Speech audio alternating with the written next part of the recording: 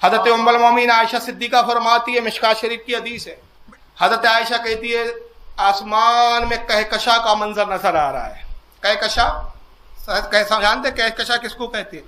کبھی کبھی ایسا ہوتا ہے کہ بہت سارے ستارے ایک جھرمٹ میں نظر آتے ہیں ایک جگہ، بڑا روشن دن ہوتا ہے، چاندنی رات، 14ویں رات جس کو کہتے ہیں، ستارے بہت سارے ایک جگہ جھرمٹ میں دکھائی دیتے ہیں، سرکار ستاروں کو دیکھ رہے ہیں۔ حضرت عائشہ نے دیکھا سرکار ستاروں کو ملاحظہ فرما رہے، دل میں خیال آیا، عرض کرتی یا رسول اللہ، اب یہ جملے سنیں، یا رسول اللہ آسمان کے ستاروں کے برابر کسی کی نیکیاں ہے؟ آقا صلی اللہ علیہ وسلم نے ارشاد فرمایا اتنی آسمان میں تارے اتنی عمر کی نیکیاں۔ حضرت ام المومنین عائشہ صدیقہ رضی اللہ تعالیٰ عنہ کہتی ہے میں غمگین ہو گئی، عمر تو ابا جان سے بازی لے گئے، ابا پیچھے ہو گئے، سرکار نے یہ بھی جان لیا کہ دل میں کیا ہو رہا ہے، دل کے خیال سے بھی واقف کہ باپ کا خیال آ رہا ہے، دل میں سوچ رہی ہے کہ ابا جان نیکیوں میں عمر سے پیچھے ہو گئے۔ آپ بے ساختہ کہتے ہیں عائشہ غمگین نہ ہو، جتنی عمر کی نیکی تیرے باپ ابو بکر کی ایک نیکی۔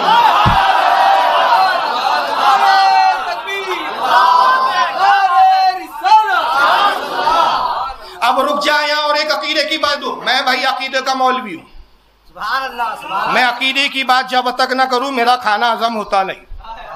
ہاں بھائی اپنا اصول یہ ہے، ابو بکر کی جتنی عمر کی جتنی نیکیاں، ابو بکر کی کتنی نیکی؟ ایک نیکی۔ جب عمر، حضرت عمر ابن خطاب، اور عمر کون ہے؟ ان کے بارے میں رسول اللہ کہتے ہیں عمر وہ ہے جس سے شیطان بھاگتا ہے، عمر وہ ہے کہ آقا فرماتے ہیں ہر امت میں ایک محدث ہوتا ہے، میری امت کا محدث عمر ابن خطاب۔ حضرت عمر رضی اللہ تعالیٰ عنہ کی بے شمار فضیلت ہے، کل ان پر گفتگو ہوں گی کہ عمر کی کیا فضیلت ہے۔ تو ابھی عمر ابو بکر کی ایک نیکی کے برابر نہ ہو سکے، عمر ابو بکر کی ایک نیکی کے برابر نہ ہو سکے، اس مولوی کو جوتے نہ مارے جائے جو کہتا ہے امتی عمل میں نبی سے آگے بڑھ جاتے ہیں۔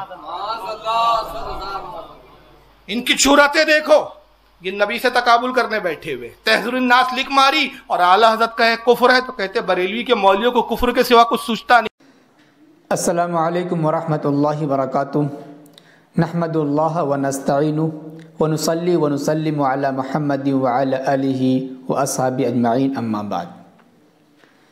معزز ناظرین، میں محمد امتیاز پلاموی، جیسا کہ ابھی آپ نے بریلوی مسلک سے تعلق رکھنے والے مولوی فاروق رضوی صاحب کا بیان سنا کہ انہوں نے کس طریقے سے دیوبندیوں پر وار کرتے ہوئے کیا کہا کہ ایسے شخص کو جوتے نہ مارے جائیں جو یہ کہے کہ امتی عمل میں نبی سے بڑھ سکتا ہے۔ اور یہ بات صرف انہوں نے ہی نہیں بلکہ ان کے مسلک سے تعلق رکھنے والے بڑے بڑے علماء، بلکہ یہ کہیے سبوں نے یہ بات کہی ہے، اور جتنے بھی مصنفین گزرے ہیں تمام لوگوں نے اپنی کتابوں میں اس کا تذکرہ کیا ہے، اور علماء دیوبند کی طرف جھوٹی نسبت کی ہے کہ نعوذ باللہ من ذالک، دیوبندیوں کا عقیدہ یہ ہے کہ امتی عمل میں نبی سے بڑھ سکتا ہے۔ اس کو اس انداز سے پیش کیا، عوام کو ایسا بتایا گیا جس سے عوام کو یہ سمجھ میں بات آئی کہ نعوذ باللہ من ذالک، دیوبندیوں کا عقیدہ یہ ہے کہ دیوبندی یا کوئی بھی عام آدمی نبی سے بڑھ سکتا ہے۔ حالانکہ سب جانتے ہیں کہ کوئی بھی شخص نبی سے مرتبے میں نہیں بڑھ سکتا، خواہ صحابی ہو، قطب ہو، ولی ہو، غوث ہو، کوئی بھی ہو، کوئی بھی نبی سے نہیں بڑھ سکتا۔ اب ظاہر سی بات ہے پبلک کے سامنے جب ایسی بات جائے گی تو پبلک گمراہ ہوگی، اور جس کے متعلق ایسی باتیں کہی جائیں گی پبلک ان سے بالکل دل ٹوٹ جائے گا ان کا، اور کنارہ کش ہو جائے گی، کیونکہ مسلمان پبلک سب کچھ برداشت کر سکتی ہے لیکن اپنے نبی جناب محمد رسول اللہ صلی اللہ علیہ وسلم کی شان میں گستاخی ہرگز برداشت نہیں کر سکتے، اور کرنا بھی نہیں چاہیے۔ لیکن چونکہ اگر کسی صحیح بات کو توڑ مڑوڑ کر پیش کیا جائے، غلط روپ دے دیا جائے، غلط ڈھنگ سے پیش کیا جائے اور اس کا مطلب غلط بیان کر دیا جائے تو ظاہر سی بات ہے کتنا بڑا فراڈ اور جھوٹ ہوگا۔ اسی طریقے سے اس مولوی نے علماء دیوبند کی طرف جو جھوٹی نسبت کی ہے، یا ان کے علاوہ جو دیگر علماء نے علماء دیوبند کی طرف جو جھوٹی نسبت کی ہے، اس کی حقیقت کو بیان کرنا ضروری ہے تاکہ پبلک کو صحیح بات سمجھ میں آ سکے۔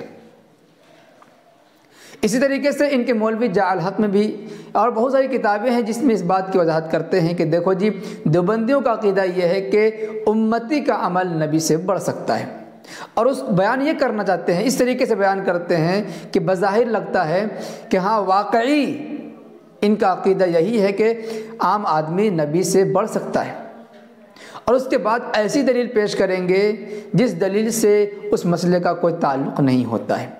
تو آج کے سبق میں ہم اسی کی وضاحت کریں گے کہ مولانا قاسم نانوتوی رحمۃ اللہ علیہ کی کتاب تحذیر الناس میں جو عبارت لکھی ہوئی ہے، اس عبارت پر جو اعتراض ہوتا ہے اس کی حقیقت کیا ہے، کیا انہوں نے وہی بات لکھی ہے جو یہ بیان کر کے علماء دیوبند کی طرف منسوب کرتے ہیں، تحذیر الناس پر کیچڑ اچھالتے ہیں، یا اس کے کچھ الگ مطلب اور معنی ہے، کیا سچائی ہے؟ دوستوں، مولوی فاروق رضوی نے ابھی جو ایک حدیث بیان کی ہے، ستاروں والی حدیث، حضرت عائشہ رضی اللہ تعالیٰ عنہ کے سامنے ستاروں کو دیکھا، کہا کہ کس کا عمل اس سے زیادہ ہو سکتا ہے، تو کہا کہ حضرت عمر رضی اللہ تعالیٰ عنہ کا عمل اس سے زیادہ ہے۔ حضرت عائشہ رضی اللہ تعالیٰ عنہ غمگین ہوئی تو حضور نے تسلی دی کہ ابو بکر کا ایک عمل حضرت عمر کے ان تمام اعمال سے زیادہ۔ تو دیکھیے، اس سے یہ معلوم ہوتا ہے کہ جب ایک صحابی حضرت عمر رضی اللہ تعالیٰ عنہ کی پوری نیکی مل کر حضرت ابو بکر صدیق رضی اللہ تعالیٰ عنہ کی ایک نیکی کا مقابلہ نہیں کر سکتی ہے، تو ایک عام امتی کا عمل نبی سے کیسے بڑھ سکتا ہے؟ اسی طریقے سے یہ دلیل میں یہ بھی پیش کرتے ہیں، ایک حدیث ہے جو ہم آپ کے سامنے پیش کرتے ہیں، حضرت سعید خدری رضی اللہ تعالیٰ عنہ سے منقول ہے۔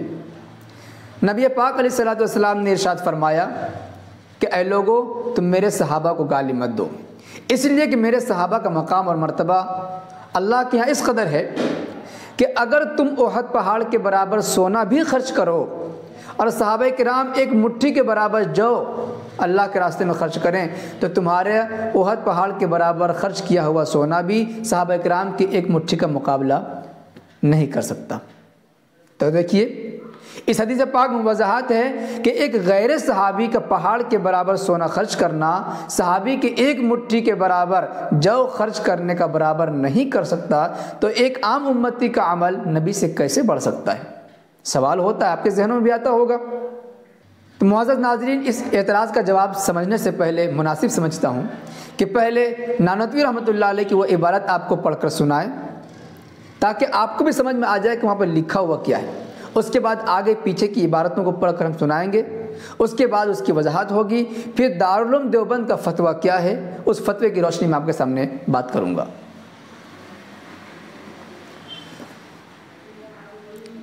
چنانچہ کتاب میں جو عبارت لکھی ہے جس پر اعتراض کیا جاتا ہے، وہ عبارت اس طریقے سے ہے کہ انبیاء اپنی امت سے ممتاز ہوتے ہیں تو علوم ہی میں ممتاز ہوتے ہیں، باقی رہا عمل، اس میں بسا اوقات بظاہر امتی مساوی ہو جاتے ہیں بلکہ بڑھ جاتے ہیں۔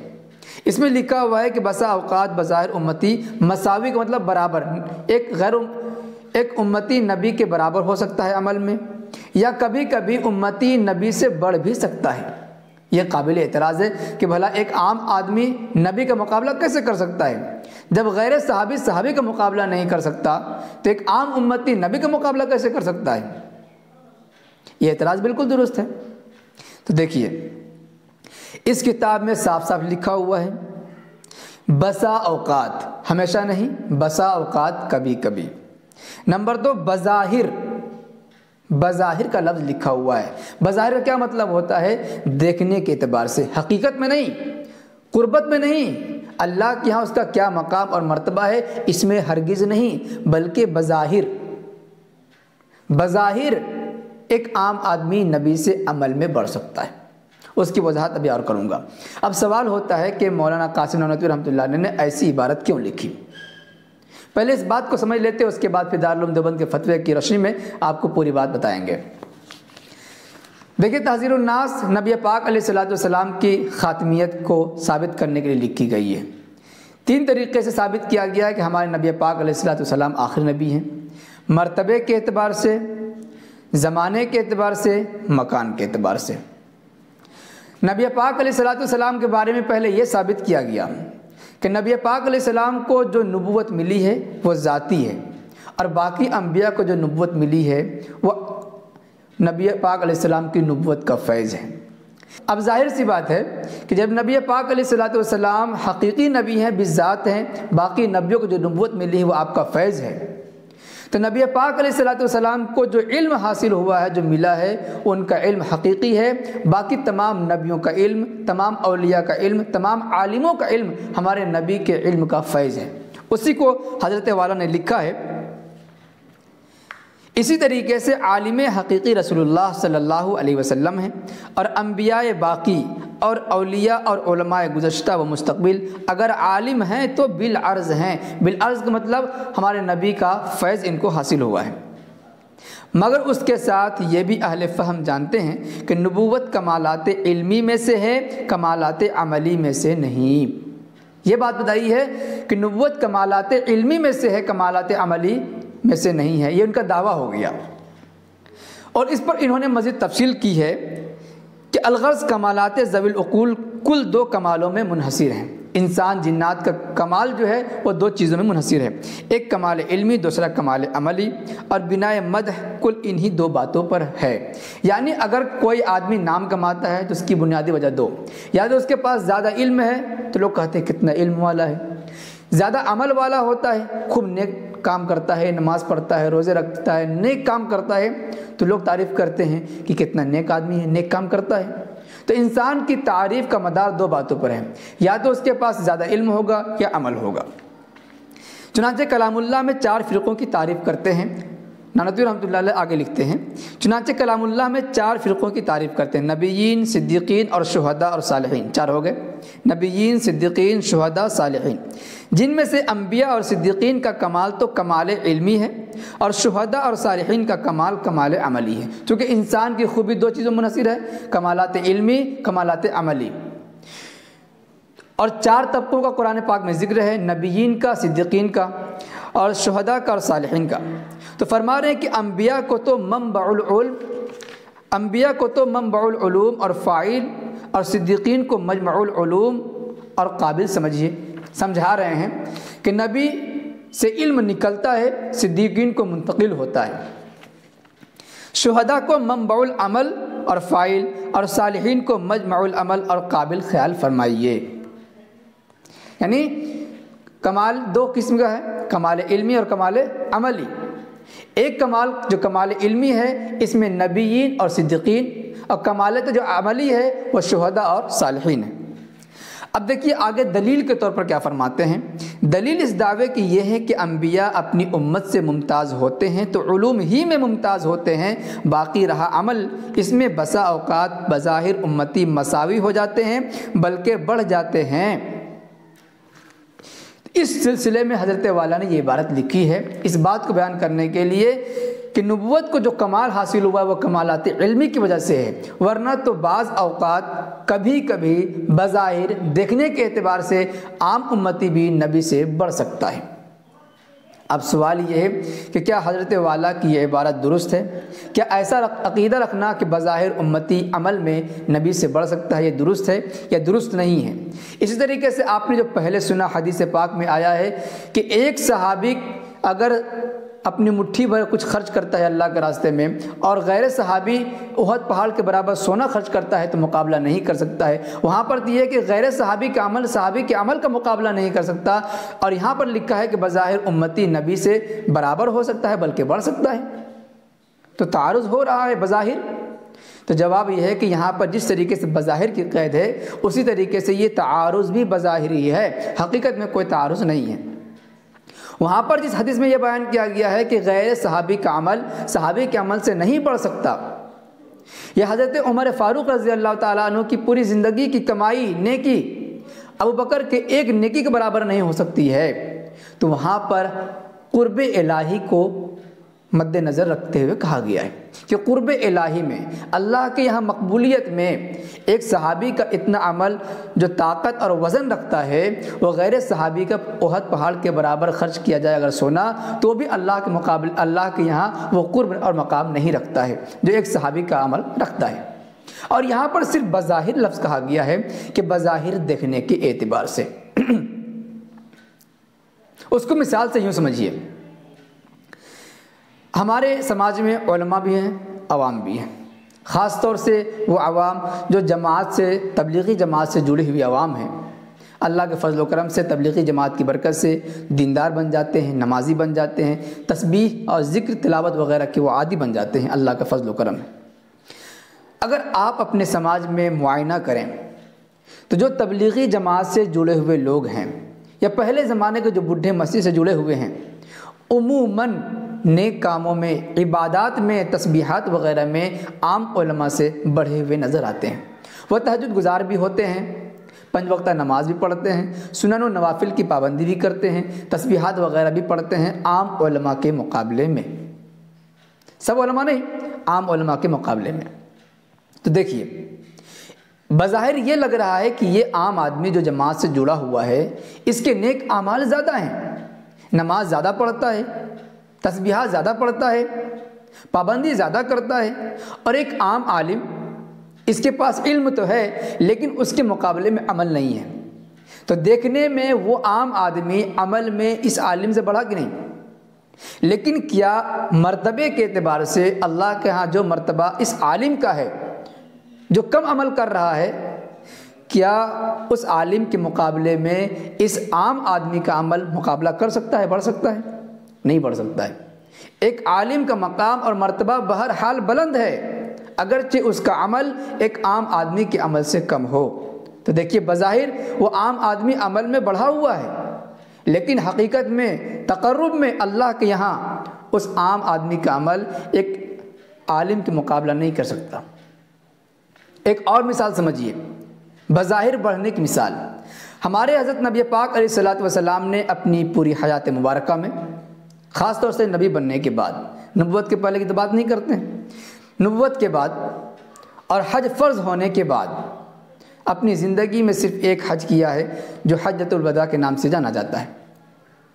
لیکن عام امتی کے بارے میں بہت سارے ایسے لوگ مل جائیں گے جنہوں نے اپنی زندگی میں 10 حج کیے، کسی نے 20 حج کیے، کسی نے 50 حج کیے ہیں۔ تو دیکھیے، بظاہر دیکھنے کے اعتبار سے، گنتی کے اعتبار سے ایک عام امتی جس نے 10 حج کیے ہیں، 20 حج کیے ہیں، 50 حج کیے ہیں، اور ہمارے نبی پاک علیہ السلام نے صرف ایک ہی حج کیا ہے، تو ایک عام امتی کا حج زیادہ ہوا کہ نہیں تعداد کے اعتبار سے؟ تو بظاہر بڑھا کہ نہیں؟ لیکن حقیقت میں ایک عام آدمی جو 50 حج کیا ہے، ہمارے نبی نے اپنے آخری حج میں جو گھڑیاں گزاری ہیں، ایک لمحہ بھی جو حج میں گزارا ہے، ایک امتی کا 50 حج بھی ہمارے نبی کے حج میں جو 1 ساعت یا 1 گھڑی گزری ہے اس کا مقابلہ نہیں کر سکتا۔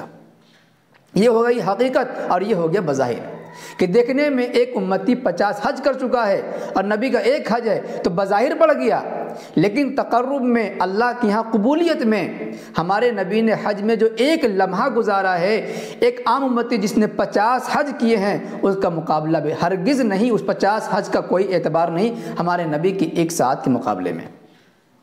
یہ عقیدہ ہے اور یہی اصل ہے، اور کتاب میں اس کی وضاحت نہیں ہے بلکہ بظاہر پڑھنے کی بات کہی گئی ہے۔ تو بھلا بتائیے کیا اختلاف رہ گیا ہے؟ کیا بات رہ گئی ہے؟ اب سوال یہ ہے کہ کیا علماء دیوبند نے کہیں پر اس بات کی وضاحت کی ہے کہ بظاہر امتی عمل میں بڑھ سکتا ہے لیکن تقرب میں، حقیقت میں نبی سے نہیں بڑھ سکتا؟ تو اس کا جواب یہ ہے کہ آپ دارالعلوم دیوبند کا فتویٰ پڑھیے۔ کتاب نہیں پڑھ سکتے آپ، آن لائن کا زمانہ چل رہا ہے، آپ انٹرنیٹ پہ سرچ کیجئے کیا امتی عمل میں نبی سے بڑھ سکتا ہے، دارالعلوم دیوبند کا ویب سائٹ کھلے گا، وہاں پر آپ اس مسئلے کو پڑھ سکتے ہیں، اور وہ مسئلہ ہم آپ کو پڑھ کر سنا رہے ہیں کہ دارالعلوم دیوبند نے اسی لفظ کو لے کر کیا وضاحت کی ہے، کیا حقیقت بیان کی ہے۔ آپ ملاحظہ فرمائیں۔ چنانچہ ایک صاحب نے سوال کیا کہ میں نے حضرت مولانا نانوتوی کی کتاب تحذیر الناس پڑھی ہے، امتی نیک اعمال میں نبی سے آگے جا سکتے ہیں، کیا ایسا عقیدہ رکھنا درست ہے؟ براہ کرم وضاحت فرمائیں۔ جواب نمبر 58905۔ بسم اللہ الرحمن الرحیم۔ آپ کے شبہ کا جواب اسی تحذیر الناس میں موجود ہے۔ پہلے تحذیر الناس کی پوری عبارت ملاحظہ ہو۔ حضرت فرماتے ہیں انبیاء اگر اپنی امت سے ممتاز ہوتے ہیں تو علوم ہی میں ممتاز ہوتے ہیں، باقی رہا عمل تو اس میں بسا اوقات بظاہر امتی مساوی ہو جاتے ہیں بلکہ بڑھ جاتے ہیں۔ حضرت نے بظاہر کہا یعنی انسانوں کی نظر میں، نہ کہ اللہ تعالیٰ کے وہاں ثواب کے اعتبار سے۔ چنانچہ شب معراج میں 5 نمازیں فرض ہوئیں۔ اس کے بعد معتبر روایات کے مطابق حضرت صلی اللہ علیہ وسلم 15 سال دنیا میں حیات رہے۔ 15 سال میں 27,000 فرض نماز ہوتی ہیں۔ گویا حضرت صلی اللہ علیہ وسلم نے تقریباً 27,000 نماز فرض اپنی حیات طیبہ میں ادا فرمائی ہیں، لیکن آپ صلی اللہ علیہ وسلم کے سینکڑوں امتی کو بلوغ کے بعد 100 سال کی عمر ملی ہے، اور ان میں سے بہت سے امتی اللہ کے فضل سے تمام فرض ادا کرتے ہیں، اور 100 سال میں فرض نماز کی تعداد 2.25 لاکھ ہوتی ہے۔ یعنی آپ علیہ السلام سے 1,48,000 فرض نماز زیادہ پڑھی ہیں۔ اسی طریقے سے حضور صلی اللہ علیہ وسلم نے صرف 1 فرض حج ادا فرمایا ہے، جبکہ حضور صلی اللہ علیہ وسلم کے ہزاروں امتی 30-40 حج ادا کرتے ہیں۔ تو معلوم ہوا کہ انسانوں کی نظر میں امتی کے اعمال حضور صلی اللہ علیہ وسلم کے اعمال سے زیادہ ہیں، نہ کہ اللہ کے وہاں جزا و ثواب کے اعتبار سے۔ دیکھیے صاف صاف لکھا ہوا ہے، اللہ کے یہاں ثواب جزا کے اعتبار سے نہیں بلکہ بظاہر عام لوگوں کی نظر میں۔ چنانچہ ہمارے اور ہمارے تمام اکابر کا عقیدہ ہے، اس بات کو غور سے پڑھیں اور سنیں۔ چنانچہ ہمارے اور ہمارے تمام اکابر کا عقیدہ ہے کہ اللہ تعالیٰ کے نزدیک آپ صلی اللہ علیہ وسلم کے ایک سجدہ کا جو وزن ہے وہ وزن ان 2.25 لاکھ نمازوں کا نہیں ہے، اور حج میں حضور صلی اللہ علیہ وسلم کے ایک لمحے کا جو درجہ اللہ رب العزت کے وہاں ہے وہ درجہ امتیوں کے 40-30 حجوں کا بھی نہیں۔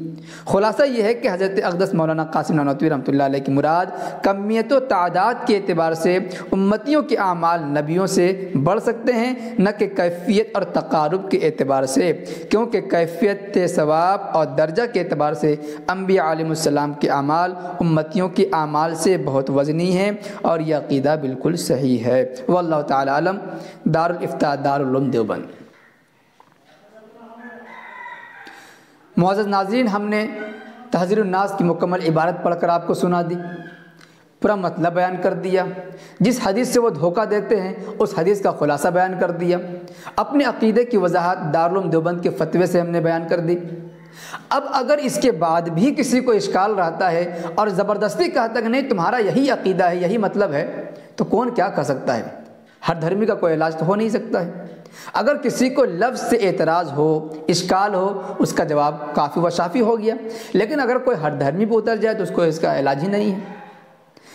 تو آپ نے وضاحت سن لی ہے، امید ہے کہ بات سمجھ میں آ گئی ہوگی، پورا اعتراض سمجھ میں آ گیا ہوگا، جواب سمجھ میں آ گیا ہوگا، اب کوئی بھی اشکال آپ کے ذہن میں نہیں رہا ہوگا۔ پھر بھی اگر کوئی اشکال رہ جاتا ہو تو آپ کمنٹ میں ضرور لکھیں، انشاءاللہ مکمل اور تشفی بخش جواب دینے کی کوشش کروں گا انشاءاللہ۔ اگر آپ کو ہمارے ویڈیوز پسند آتے ہوں تو ہمارے چینل کو مضبوط کریں، سبسکرائب بھی کریں، تمام دوستوں کو شیئر بھی کریں، اور خاص طور سے ان مسائل کو شیئر کیجیے اپنے متعلقین کو، تاکہ ان کا عقیدہ جو بگڑ چکا ہے وہ بن جائے، اور اگر بنا ہوا ہے کچھ تذبذب ہے، ان کے اشکالات سمجھ میں نہیں آتے ہیں تو ان کا اشکال دور ہو سکے۔ شکریہ، جزاک اللہ۔ السلام علیکم ورحمۃ اللہ وبرکاتہ۔